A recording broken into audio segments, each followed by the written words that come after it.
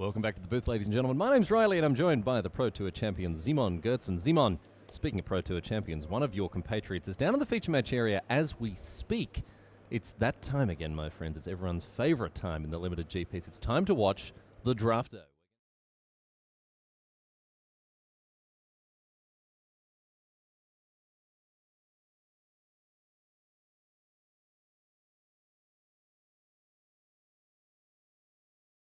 Players are off to this weekend, Simon. Yes, so he's trying to do well, not on home turf. He's French, of course, but where he already has experienced success. Yeah, he'll be looking to defend that that PT Dublin title on very familiar territory, I imagine, for him. And this is a good little bit of practice for him going into this PT here coming up next week. And I mean, the stakes don't get much higher than this, really. Obviously, the Pro Tour drafts take it to the next level in a major way, but this is drafting at the top level of Magic, really. Especially considering this is the limited GP 1 week before the Pro Tour. Most pros, most high-level pros, have made the trip to Europe to play in GP Prague before the Pro Tour, and I think this table shows it. Yeah, so this is our second pod. This is pod number 2 here, and you can see. I mean, look at that. PV's sitting over there, cool, calm, and collected. Look at him; he's ready to go, and he's not the only big name in this draft pod. We've got Mikhail Kiribek, we've got Christian Calcano, of course. He's made the trip as well from the States. Not visible here. No, can't quite see him hidden away. Javier Dominguez as well. We'll be checking with how his draft goes a little bit later on, courtesy of Tim Willoughby and Matej Zadelka. You can see Neil Rigby setting things up behind the Spanish player there. And we've got Dominic Concini. I probably butchered that last name. I'm sorry about that, Dominic. Marius Heuser, and rounding out our 8, we have Mikhail Hayek. So, Jeremy Desani, however, all eyes on him right now. Didn't get a chance to chat to him before he headed into the pod here to begin his draft, but it'll be interesting to see if he's got a strategy in mind, whether he's going to lean towards certain colours, certain cards, or going to keep himself open. Yes, towards certain synergies as well. I think one of the most interesting questions always in this format, in such a new format, is also how open do players stay? Will they prioritize, for example, the more powerful gold cards? Yeah. Trying to more or less force themselves into a certain archetype, or will we see a lot of artifacts and vehicles being picked first? Well, here we go. The players beginning to bust their packs, and as we zoom in on the 15 cards that Desani will have be given to choose from here, we'll see how his draft goes. Obviously, I think the potential to open a colourless limited bomb in this case. We're looking at Aethersphere Harvesters, we're looking at Hearts of Kiran, that sort of thing. People, obviously, fingers crossed at any given time for this. We'll see how fortune favours the Frenchman here. You can see he's got his eye on a couple of cards. Looks like Morphist Revolutionary is brought to the front, as is Daring Demolition. And the rare at the front of things there, it's the Greenwheel Liberator. Not the most impressive rare to open there, Zimon. No, it can be a really strong turn 2 or turn 3 play, but more often than not, it's not all that strong. But some nice removal options here for Jeremy Desani. You can see Hungry Flames here, along with the Daring Demolition. Both of these cards at a real premium. And the removal actually in Aether Revolt, I'd say it's pretty good generally. Yes, but on the other hand, oftentimes, especially when you are looking at 4-mana sorcery speed removal, it does not really allow you to play a tempo game most of the times. So, Desani has made his selection, and we're moving on now to pick number 2. You can see this is a timed draft, of course. There's a judge actually calling out the times to the players as they go. And let's see what pack number 2 holds. So we see immediately another piece of removal brought to the front here, Chandra's Revolution. In addition to Foundry Hornets hanging out there, Aetherstream Leopard's been a real player this weekend. And we've got an Aether Poisoner there as well. And it would certainly be a fitting second pick if you start with Hungry Flames, just to go with Chandra's Revolution second. Aether Swooper being picked up second, can you believe it? This card must be very high on people's radars. Once again, Zibon, I'll say it again, I don't see it, but a lot of people very, very high on the card. Yeah, and maybe also looking for a very specific kind of archetype to go into. Maybe Desani, we know that blue has sort of fallen out of favour with people over this weekend. Maybe Desani is wanting to pick up on a colour that he knows is going to be underdrafted. We're not sure, but Caught in the Brights, look at this, a premium piece of removal here with this white sorcerer, or white enchantment, I should say, really doing a lot of work. Precise Strike, we've got a Scrounging Bander, Ice Over, a couple of other cards available here for the Frenchman, but I mean, hard to ignore the Caught in the Bright's third pick. It is a signal, definitely. The blue cards that Desani has pulled to the front here are not the most amazing, but it maybe shows a little bit of that preference you mentioned. Yeah, so we see Shipwreck Moray brought to the front, and Jeremy Desani passing, if you can believe it, ladies and gentlemen, passing a Caught in the Brights in favour of a Shipwreck Moray. Now, Simon, we said that we were going to discover whether Desani had some kind of, as we see another Caught in the Brights there, whether he had some kind of clear idea of what kind of deck he wanted to draft or whether he was going to stay open. Seems to me like he really knows where he wants to be. He wants to be in blue energy territory. We don't quite know what his plan is, but the price you pay for this is that if you have preferences that are that strong, you will send confusing signals to the left. And look at this, the Caught in the Bright's taken fourth pick here. I can't believe that this card is going around the table like this. So the player to his left will have benefited from that pack, or that card being in the pack previous, but Desani finally making the jump into white and picking up the piece of very, very good removal. And this is the third pack running. There are cars all over the place. No one's turned the headlights off today. Caught in the Bright's number 3 here. Desani has the option to pick up a second copy of it. I mean, how many copies of Caught in the Brights would you play in a deck, Simon? 4? 5? Yeah, easily. 7? No, not 7, but you are very happy to have this kind of removal effect in your deck. It does have some weaknesses, like we talked about. It's only an aura. It is sorcery speed. You cannot get vehicles when you really want them to want to stop them. But overall, it doesn't get much better than that. Audacious Infiltrator here brought to the front as Desani looks to be moving now into white. He has, of course, picked up that piece of red removal early on, and that's going to be playing on his mind, in addition to 2, I would say, quite mediocre blue cards. But no, indeed, it's the Audacious Infiltrator that makes the pick. So it looks like Desani is going to jump ship and jump into white here. Now, is he kicking himself for taking that Moray above the first Caught in the Brights? No, I don't think so. If you have a clear preference, if you have a clear plan going into a draft, then you have to be willing to make those picks and live with the consequences. I think it's more important that you are still open enough to do the switch, pick 4, pick 5, and to not let your left neighbor get all those Caught in the Bites, who might be Christian Calcano. I don't know exactly where he's sitting. Now, Desani here has done a great job of cutting white in a major way. We've just seen him take 2 Audacious Infiltrators, leaving 0 white cards in either pack, unless you're including the Peace Walker Colossus as a white card. But he's done a great job of cutting down these white cards. And here is Consulate Crackdown. This card, it can be hugely swingy, but in the right situation, it can be just a game-winning bomb. Yeah. On the other hand, it is very situational. So you have to. Sometimes you will just have it in your hand and not be super happy to have it. So Desani continuing to cut down on these white cards. We see another reasonably nice aggressive beater there as a Girapur Osprey joins the deck of Desani. That 2/2 flyer has impressed me a lot more than Windrake did. I think white just naturally more an aggressive colour and can utilise this card to greater effect. Yes, it's a role player. Alley Evasion brought to the front of Desani's pack here. I really like Alley Evasion for its for both of its modes. Yeah, it got a lot of utility. I mean, neither half of the card particularly impressive. But you put them together, you got a nice little package. And also now you can see after the first few picks, Desani knew that his signaling was rather weak, so he compensates for that by taking virtually every white card there is.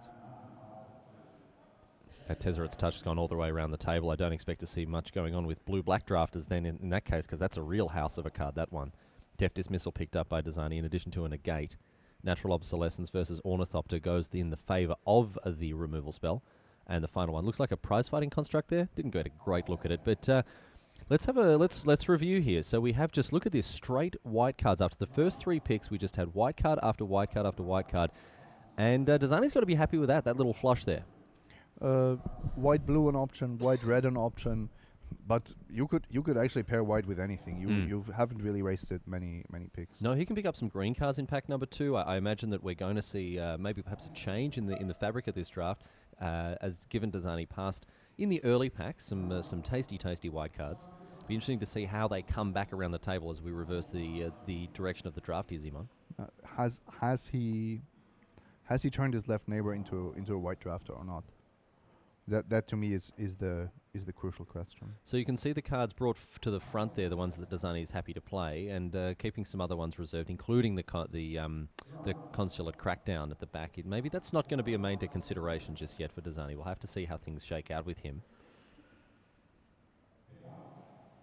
And before very much longer, we'll be cracking open pack number 2. What's Desani looking for here in the second pack? I think you want to make sure to get 2 or 3 vehicles. Mm-hmm. They pair nicely with the white creatures anyway, but it also makes sure that you can utilize Caught in the Brides to full effect. Yeah. Otherwise, I'm missing a real win condition in his deck. His 2 mana 3/1s don't usually win you the game. No, and he's looking for some kind of angel or something here, and as we see a couple of nice white commons brought to the front, we'll see what's hiding out at the back. A Whir of Invention, perhaps not where he wants to be. But, ooh, look at this, a hidden stockpile. This is a card that I know that a lot of people have been much higher on than initially anticipated. Sam Black was playing 3 copies of it in his draft deck earlier on today. That could actually give his deck a real sense of direction and be a card that stands out from the quality standpoint. So hidden stockpile, as you see on your screen there, a nice engine card for any black-white deck.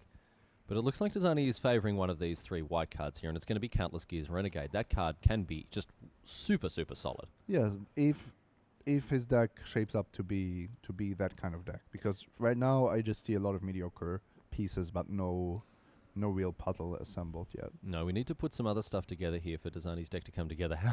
Oh, look at this. What a Morton's Fork this is. My goodness me. Caught in the Brights versus Thopter Arrest, but Metallic Rebuke is also up in the piece. Countless Gears Renegade number 2 brought to the front of his hand. But, I mean, between Caught in the Brights and Thopter Arrest, I mean, you're taking the arrest every time, right? Of course. And if you already have 2 Caught in the Brights, it's even easier of a decision. So, why this flowing? Removal is not Jeremy Desani's main concern at this stage. No, I mean, always nice to pick up a really A-grade piece of removal like a Thopter Arrest, but you made a great point, Zimon. He's going to need to start picking up some way to win the game. He's going to need to pick up Wisweaver Angels or, even something like an Aerial Responder later on in the Kaldesh packs just to put some real pressure on. Speaking of pressure, here's Dawn Feather Eagle. That pairs nicely with all of the lower drops that he's got. Yes, that would be a really nice way to shore up his mana curve and his overall game plan. It is competing with the Quicksmith Spy. Yeah, Quicksmith Spy, really, really powerful card here. Desani hasn't picked up a lot of artifacts, but I mean, this guy, if you can even draw just 1 or 2 cards off the Quicksmith Spy, you just feel so far ahead, and we see Desani taking that route. I like that. I like going in on that card because the upside potential is just so high there. Absolutely, and you only need a single servo and you'll already start drawing cards. The problem with Desani's deck is now really to clearly define what you want to achieve, because you have an early game, that most threats you will be able to deal with, but then the next question is how do I actually win the game? And to be fair, just drawing cards, if all your cards are that low impact, is not going to be enough. And speaking of low impact cards, here is Bastion in force, so Desani more or less priced into taking it here. Only the Moray Eel, the Shipwrecked Moray, the other on-color option for him there. No, I don't know why Moray wasn't a higher pick there. Maybe because of the lack of 3-drops in his deck. And Caught in the Brights. This is the fifth Caught in the Brights we've seen? Not really a lack of 3-drops. No, certainly not at this stage. So we'll see if Desani wants to take this 4th removal spell. He's got already 2 Caught in the Brights in his deck. Or is it 3? I think he has 3. I think he's got 3. This could be number 4, and he's going to take it. There you go. So his creatures... No, he has... this is the 3rd one. And the Thopter Arrest. That's Thopter Arrest. That's right. So he's got 4 pieces of 3-cost creature removal here. Problem with Caught in the Brights, of course, is that it allows your opponent to continue to crew their vehicles. There are some problems, and another one is that his opponents will sometimes play a vehicle on turn 3, which he really wants to deal with, and then he just can't. And maybe he doesn't even have a play on turn 3. Dawn Feather Eagle has been brought to the front of Desani's hand here. Looks like it's going to be the pick. I think it was competing with the Daredevil Dragster there. Was. That would have been a nice one as well. I agree. I think a vehicle of that type would have fit really nicely into his deck. Daredevil Dragster, you see, can get in for a fair bit of damage or just be a bit of a brick wall there and then draw you some cards as well. It does it all. Here's another 2-drop in the form of Countless Gears Renegade. Problem with this is we haven't seen any real way to enable Revolt so far. No, I think picking up more of those renegades is not the direction you want to go in. You will start having to attack your creatures into the opponent's blockers. I think both other alternatives were the better picks in that pack. Dazani goes for the Countless Gears Renegade in favor or favoring it over something like the Shielded Aether Thief. But look at this! Wow, did he just absolutely slammed that Aether Swooper straight into his deck? He obviously really likes this card. He knew there wouldn't be a stronger card in the pack for him. Yeah, right. Yeah. It does generate an artifact, which is actually quite valuable. Mm-hmm. Has become quite valuable now. Yeah, I just think that this card is just so low impact if you're not looking to, to really take to the skies, and we haven't seen Dazani do that in a major way here. This isn't much of a flyers deck, I would say. But the Moraine would have been a nice way to make the swoopers even more effective. If you're playing against red-green without flyers, without reach creatures, the fact that you can get 2 or 3 servos from this guy is what makes him really interesting. Yeah, sure. Yeah, I see that. As we move on now, no white cards remaining in this pack, so Dazani left with the choice between the Salvage Scuttler and the Metallic Rebuke. Metallic Rebuke, you see it there on your screen. Some people touting this to see some modern play in Affinity. I don't see it. No, that's because you always think of this card as costing a single blue, but tapping your artifacts is a real cost. So I don't hate the Scuttler, but only if you have some nice synergies with it. Yeah, you don't want to be returning things like servos to your hand. If you've got something like, well, here we go. Look at this. A Reservoir Walker. That's a nice one to bounce down. Very, very slow indeed. See another 5-drop in Dispersal Technician there amongst the cards. And a Filigree Crawler is passed on. We didn't even get a look at that last card there. Dazani playing it very close to his chest. And the final one here is once again the card you just had displayed for you on your screen. The final pick, the Dispersal Technician for Dazani. So he whips through these cards very quickly and seems to be very firmly in white-blue.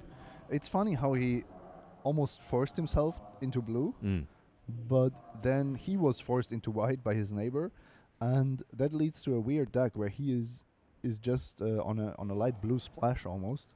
I can't see him playing more than 7 islands in this deck. And at the same time, he doesn't really have the high power level in blue. No, we haven't seen any sort of game-breaking cards here. I think Dazani's going to be able to do a good job of containing his opponent's plays with the infinite Caught in the Brights that he has. But as you said, Zimon, just not a lot of beef. Not a lot of beef in this deck. No, the enter the battlefield trigger of the Eagle is certainly going to help, and he can switch from aggro to control relatively easily because of the amount of removal that he has. The quality and the depth of his removal is really going to support him there. So we'll see how this last pack favours him as we consider the cards that he's looking to open here. I mean, I can't really go past something like Aetherstorm Rock he's looking for, maybe an Angel of Invention. Cataclysmic Gearhulk, perhaps not where he wants to be in terms of these huge rares and mythics. I mean, you would take it. You wouldn't complain too much.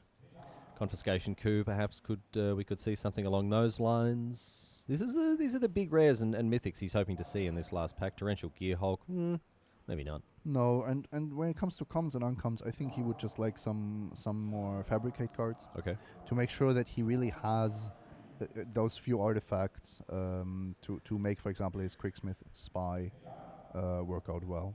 Well, let's see what the cards hold here for Jeremy Dazani as we open the third and final pack of this second draft here, and we see immediately some blue cards at the front of this pack. Gearseeker Serpent amongst them as well. That's brought to the front of the pack, and I think I saw an artifact as the rare hiding out at the back. Was that the timepiece? Yes. No. An Insidious Will, the rare in this pack. Not a spectacular pack at all. Gearseeker Serpent, I think he doesn't have the crucial amount of artifacts, at least going into this pack. Certainly some cards that can conjure them up in with the Countless Gears Renegades that he's got, but that's going to be hard to trigger that Revolt. He's going to have to make some of these attacks that that are pretty clear Revolt trigger attacks, and his opponent's going to be able to play around that potentially. Revolutionary rebuff here. A couple of other cards going past. Tezzer's Ambition, Minister of Inquiries. Ooh, hello. Hello, friend, says Jeremy Desani, Minister of Inquiries. Surprising to see the card in Triple Kaladesh, how you could really string together a Ministry of Inquiries deck. Yeah, this is not all that attractive anymore. Well, we're going to take it all the same, says Desani. He loves his blue 1/2s. Yeah, I'm thinking about what he's trying to achieve with that one in particular. Because he knows the 2 energy he will most likely be able to convert into a servo. Mhm. So maybe that's the whole point of the exercise. Yeah, just do a little bit of blocking, maybe chip in for 1 or 2 points of damage before that's it for the Minister here. Gearseeker Serpent number 2 in this pack, and also a pressure point. These packs have not treated Desani very well so far. Acrobatic Maneuver, the other option. But there's nothing wrong with the second servant. I think he needs those late game cards. He needs some beef, and he will want to play all the artifact producing cards in his deck anyway. Yeah, that's a good point, and this is what we said going into this pack, that Desani would be looking for ways to close out the game. And I mean, playing 2 7-drop. I mean, it's a 7-drop. I mean, what is Gearseeker Serpent? A 5.5 drop? Yeah, 5 to 6 drop. More than fine for its cost. Also gives you a mana sink in the late game if your opponent happens to be on 5 or 10. And I don't think the early game is going to be a problem for Desani here, as we see Revoke Privilege as another option here for an enchantment-based removal spell. I don't think the early game's going to pressure the Frenchman too much. He does have a lot of early game, the Audacious Infiltrators, the Countless Gears Renegades, but he does need a way to close out these games, so maybe the Serpent is the way to do that. Is Decoction Module an option for him? Well, here we go. He's certainly having a think about it. Yep, and he's going to take it as well. So there we see Decoction Module taken over Revoke Privileges. I think that's absolutely correct. With already 5 effects like Revoke Privileges in his deck. He would have far too many of those, and Decoction Module actually gives him a super nice engine. Cogworker's Puzzle Knot. Well, here's a way to enable Revolt. In addition to getting those artifacts on the battlefield, I think this is a good pickup here for Desani. And it does make his deck look a lot more streamlined all of a sudden. With the module, the puzzle knot, suddenly you will be able to generate more energy. You will convert the energy into servos, and these will somehow fuel the Quicksmith Spy and the 2 Gearseeker Serpents. Of course, the Quicksmith Spy. I forgot about that one hiding away into Desani's pick. So things coming together a little bit. Oh, hello. Hello, just what the doctor ordered. Let's check that prescription. And yes, indeed, what does it say? 1 dose of Cloudblazer, please. This is not a hard pick, ladies and gentlemen. You don't have to go too much further than this 2/2. It does it all, Zimon. It does. It does. Yeah, not too much more to say about that. Cloudblazer, a fantastic pickup for Desani. You can see an emphatic stamp of approval placed on this card by my friend and colleague Zimon Gertzen. But I mean, geez, we don't really need to talk too much more about it. This card's an absolute all-star. Let's have a look at what's going on in here. We've got Tezzeret's Ambition. We've got a Revolutionary Rebuff. We've got a Tasseled Dromedary. A couple of different cards available here for Desani to pick. Also a build to last, so there would be the option to pick up a combat trick, of which Desani doesn't have any. Looks like he's going to go instead for the card drawing spell there with Tezzeret's Ambition. And at this stage, I would say he's odds on to actually have an artifact in play. Oh, absolutely, yes. Unless he's really under a lot of pressure. So let's check this out now. We've got an Era of Innovation. We've got a Vidalcan Blade Master as well here. A little bit choked already at the 3-drop slot, so it looks like it'll be the Era of Innovation. I can't see that getting into the main deck. What are your thoughts? I very much doubt so. You do get to actually combo a little bit with the swoopers. So getting 2 energy every turn basically from the servo that's coming into play will generate a new servo. So that might actually be enough to play it. As we see Desani round out his decks with these final few picks here. You can see Era of Innovation on your screen there, and a nice way for him to leverage adding extra energy there. I think I would play now that I realize the interaction with the swooper. Yeah, well, he picked him early. He picked him often. Here's Accomplished Automaton. As we draw closer and closer to the end of this draft here, only 4 or 5 cards remaining for Desani to round his deck out. And you can tell that he's now picking cards that he doesn't necessarily want to play against, rather than trying to improve his deck further. No, probably not worried about a pressure point being passed along. So now taking out those final cards that might be the last minute bonuses for the rest of the players at the table here. Disappearing Act. One of the most disappointing cancel variants we've seen in recent times. No, still not too bad to have in your sideboard, actually. Yeah, perhaps. In any case, this deck's come together in a major way for Desani, and I think he's really got to be happy with that Kaladesh booster. We were a bit worried to begin with as we examined the picks throughout the Kaladesh boosters. As we welcome you back to the booth, ladies and gentlemen, a great pleasure to have your company, as ever. We were a bit worried about the Ether Revolt boosters, not really, providing a bit of a framework, but not bringing the deck together. But Exactly. the Kaladesh booster was really the rug that tied the rest of the room together. He got 2 finishers in the Gearseeker Serpents. He got more support for his Thopter or servo generation, and ultimately now I think he has a good curve. He can play a long game with all the card advantage he has, but he's also never going to stumble very much because he has a bunch of 2 and 3 drops. Yeah, I think this deck is certainly, it's not very difficult to imagine, and especially in the hands of someone like Desani, this deck is easily a 2-1 deck. Whether it can go 3-0, though, that's going to rely on a lot of different factors, the way that the cards fall. This isn't a deck that, our jaws aren't hitting the floor after having seen this deck put together. No, but for me it's important to know that he will not fall behind in combat too much. He has 3 power creatures for 2 mana. He doesn't play... I don't think he will play expensive artifacts, so he doesn't lose tempo when there are some kind of shatter effects or naturalize effects. So we're not being looking played. at cards like the Reservoir Walker, that sort of stuff. We're going to leave that out. Well, he maybe because he wants the energy, That's true. but ultimately his goal is to present threats that are not artifacts. Yeah, right. Well, we'll see how things shake out for Jeremy Desani. Of course, the players now with a bit of deck building time, but of course, as you know, we were filming the draft of Javier Dominguez, and as soon as things are lined up and ready to go, Tim Willoughby and Matej Zadelkai will be jumping into the booth here to steer you through that one. And Zimon, it's going to be very interesting to watch that and actually see the draft from the other side of the table. This is the exact opposite side of the 8-player table, so what we've seen with the white cards might not even have reached Javier Dominguez. Well, and I want to see what the other white draft at the table looks like, because so many cards of these were just going round and around the table. We saw Desani jump into white late, so it'll be interesting to see the fabric of the draft from the opposite side of the table. Absolutely. All right, we'll get into that in just a few moments, ladies and gentlemen. We're going to get things ready here at our end behind the camera, so stick with us. We've got a few messages coming your way, but after that, my friends, Tim Willoughby, Matej Zadelkai to gently guide you down the river of our Javier Dominguez draft. Stick with us, my friends. We'll be back with more magic from GP Prague in just a few moments.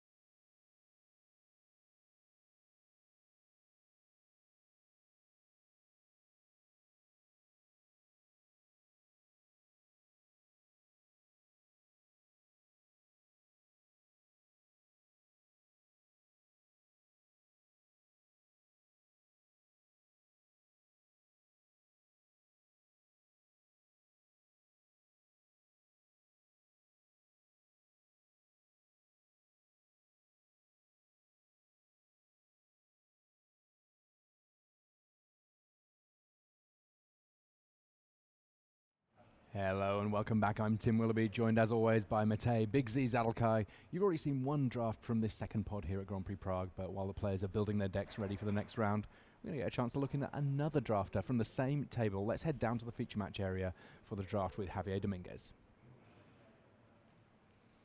So here we see Javier was on the other side of the table to Jeremy Desani, whose draft you guys will already have seen. Let's see what he opens here. He's in the fortunate position of having a rare and a foil rare in here.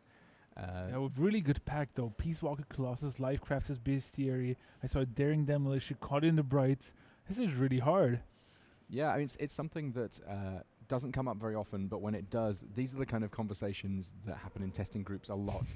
All right, if we have to choose between these rares, which one's it going to be? Obviously, each of these rares, while they are artifacts, does push you in a direction of a color. Lifecrafter's Bestiary, of course, generating a lot of card advantage and card selection over time, and it looks like that's going to be the initial pick for Javier Dominguez. It's such a strong card. It's deceptively powerful, but especially in draft, it's a cheap artifact that you can use to improvise and do other things, and it just helps. You get to go through draws, draw some extra cards, and it's just very, very nice pickup early because you can build your deck around it very nicely. Yeah, improvise a little bit tough in green, but there's of course typically at least two colors to every deck in this format. We see as Javier Dominguez goes through, this is the second pack in a row that's had a Daring Demolition. Yeah. The first one, there were some fairly clear choices that are a little bit more powerful. The second time round, it's a little bit trickier. Yeah, and it's especially not a good follow-up to the Bestiary that he picked up in pack one. He's even thinking about the Reckless Racer or even the Audacious Infiltrator, so that he can stay maybe in an archetype there where he thinks the Bestiary was signed, but he actually took a Reckless Racer in that pack. Interesting. So thus far, if we were looking for a bit of an early statement of intent, we're looking at red-green from Dominguez, but this is a seasoned enough drafter that he's ready that if he needs to switch colors, I'm sure that he'd be happy to do so. Yeah, and I think he'll see what the other packs are bringing. Unbridled Growth, another Reckless Racer, and a Chandra's Revolution too. Yeah, Chandra's Revolution, a very powerful removal spell, but kind of slow, and it doesn't kill everything in the format. I mean, when you're paying 4 mana for your sorcery speed removal, you really want to make sure that it hits the target you need. It's not going to be able to deal with vehicles very well. It's not going to be able to deal with the bigger creatures that you sometimes see in green, and indeed black with the likes of Fendrawler. Whereas Reckless Racer, if he's going on a plan which is going to have vehicles, could be a good pickup. Goes for the removal though, hard to fault it. Yeah, but you could see he wasn't sure himself. He didn't know where he wanted to go with this, and I think in the end he chose for a little bit of a safe pick. I'm a fan of Reckless Racer, but I'm not sure if it's that good in red-green. And here you can pick up another 3-drop in the Frontline Rebel or the Daredevil Dragster. He can draw a lot of cards, it seems. Yeah, Daredevil Dragster, a powerful one. Enraged Giant is in the pack also. If you end up on an improvised plan, it becomes a very efficient beater. But first you do need the artifacts. Foundry Assembler has improvised. Welder Automaton is a great improviser. And now we see Javier Dominguez just feeling out what he wants to do. Goes with the big giant. There's a lot of time to pick up artifacts. I kind of like that pick. Yeah, looks decent.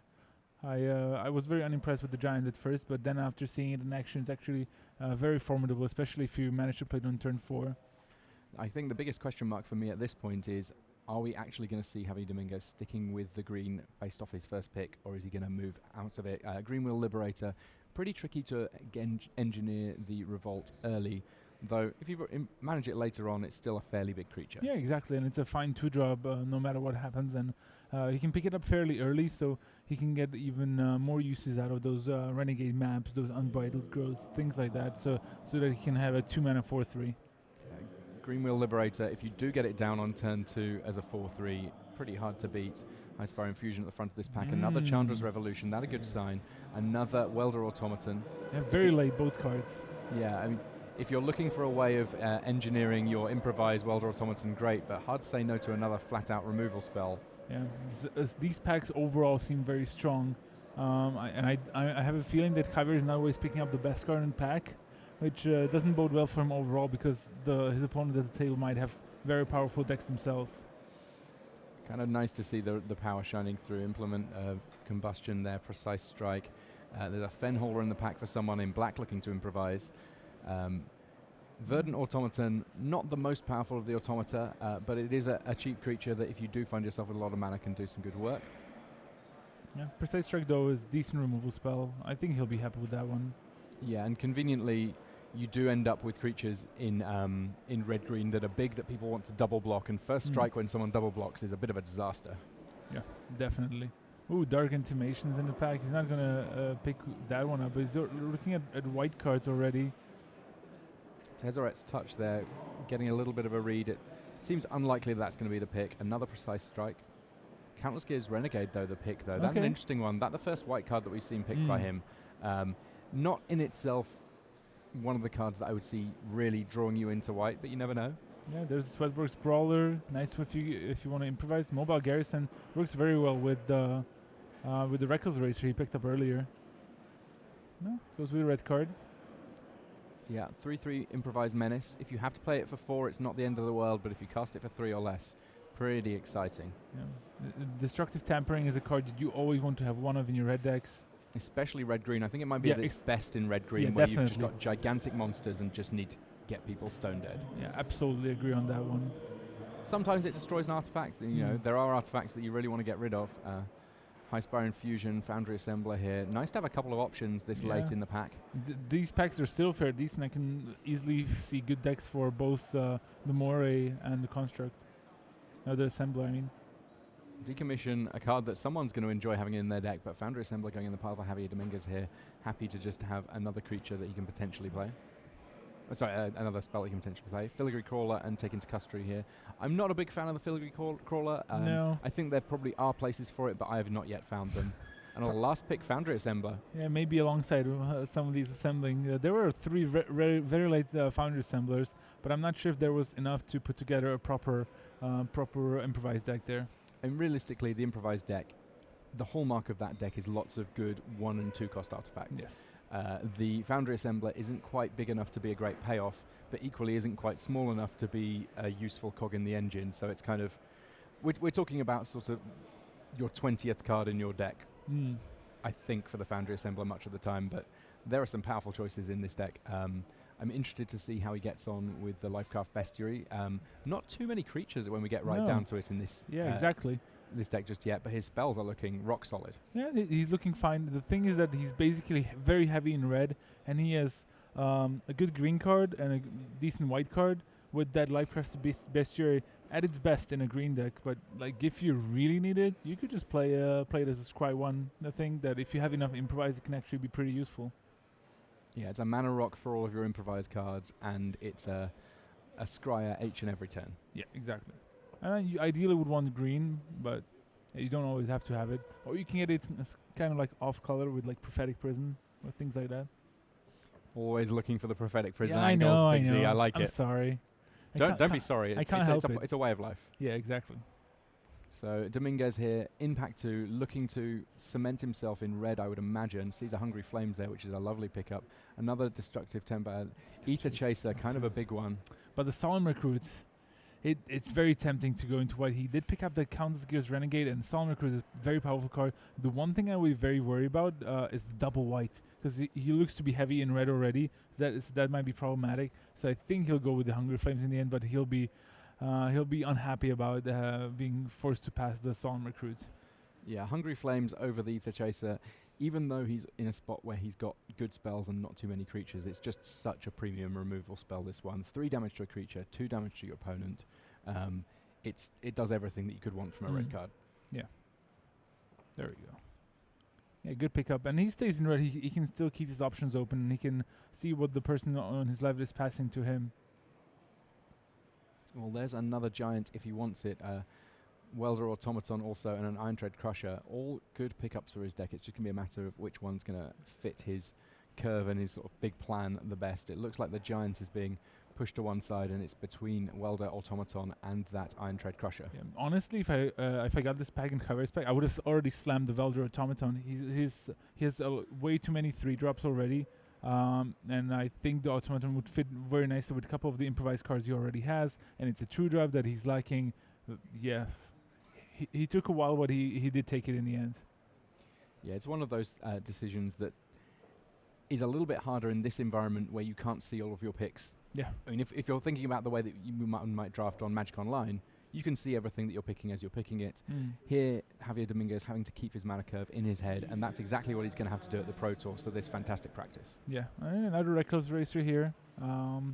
Potential pickup. Like a lot of the cards he sees, he already has, which is never a good sign. You kind of, unless they're like really good, you want multiples. These cards are like pretty replaceable with others. You'd probably like to see some shocks, for example, or more powerful cards. Reckless Racer coming down. The first strike 2/3 does let him rummage a little bit, but 3 mana 2/3s are not the bread and butter of the red-green aggro decks. Yeah, another Welder Automaton there. If he wants it, there is also the Aetherstream Leopard, but I think that his 3 is a little busier than his 2-drop. Narnum Renegade, an interesting potential That's pickup a good one also. too. Yeah, if he wants to be green, I would actually quite like the Renegade as well, but I think both cards are good here. The Automaton again allows him to be a little bit more flexible. He still looks to be undecided if he's green or white as his second color. Yeah, Narnum Renegade you saw it there. Death Touch, it does get a +1/+1 counter thanks to Revolt. And that doesn't have too many ways to trigger it though, just yet. Prey Upon seems like the most powerful card in the pack here to me. Yeah, Silk Weaver Elite is quite underwhelming in red-green. Or surely I'm thinking about an Ornithopter.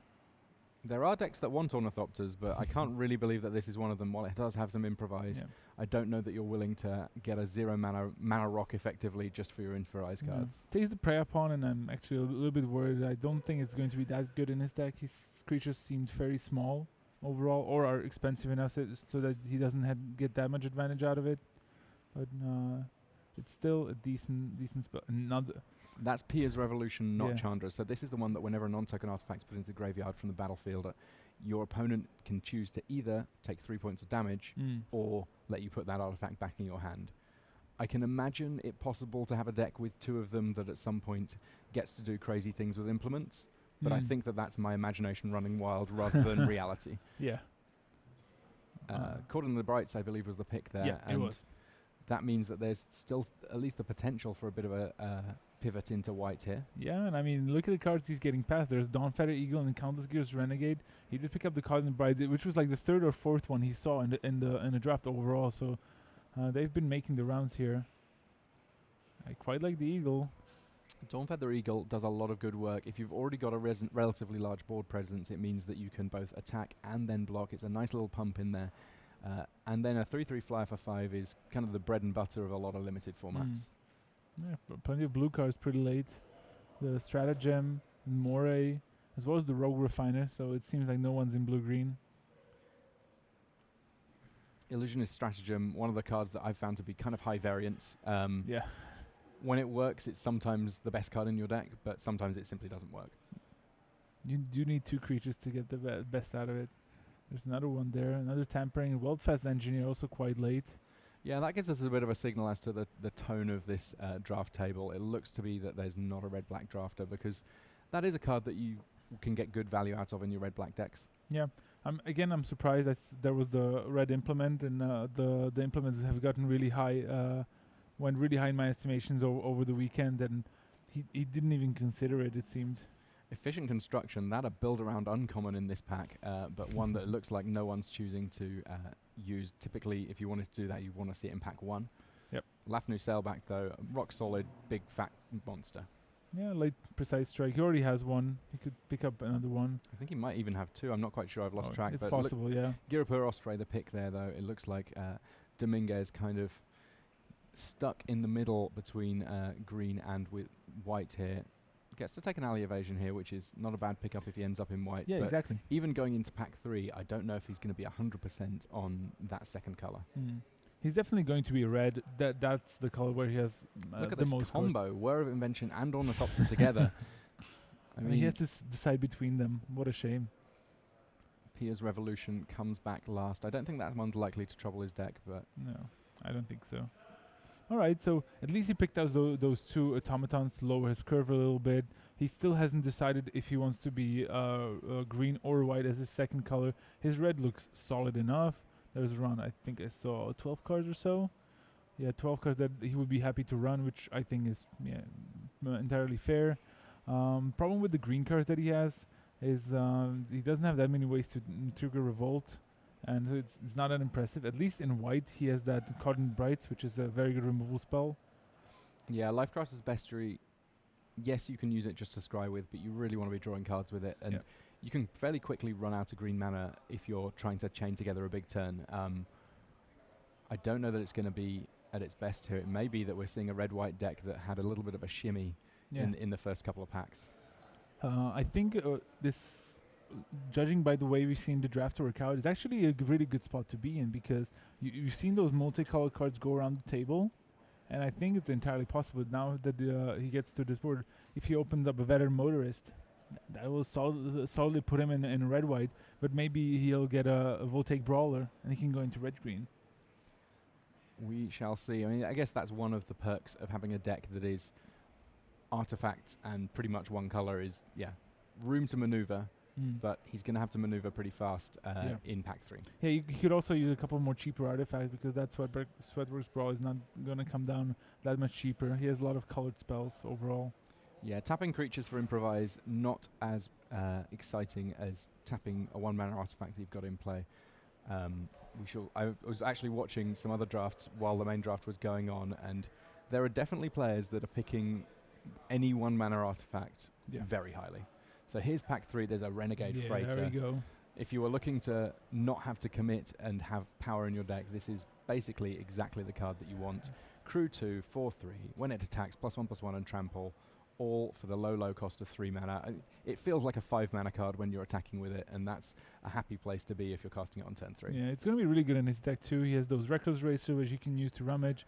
He didn't have any vehicles, so I think he's going to be very happy about the Freighter. It's also an artifact that something that he could put to good use.